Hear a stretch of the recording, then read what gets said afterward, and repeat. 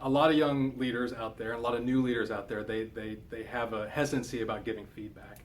And from the research that I've done, feedback is something that you have to do, especially when you're developing others. So a really quick tip to help you provide that feedback is what we call the SBI model at CCL.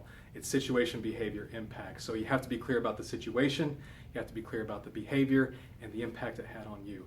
So for instance, say you have a direct report who continually comes in late to meetings. And so you say, John, I need to have a meeting, I need to give you some feedback. Explain what the situation is first.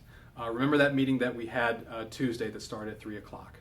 So hopefully John knows what that situation is and I know, so we're all on the same page.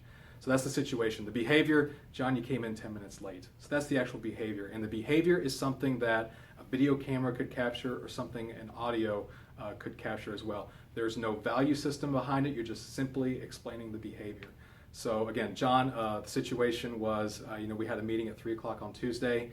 Behavior, you came in 10 minutes late. The impact is the hardest part. So the impact it had on me was I felt embarrassed.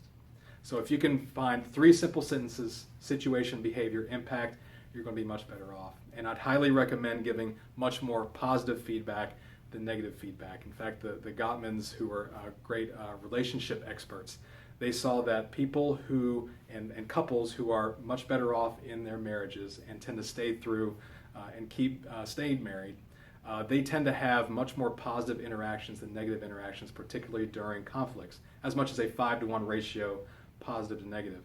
Those marriages that end in divorce tend to have a 0.8-to-1 or a 1-to-1 positive negative interaction.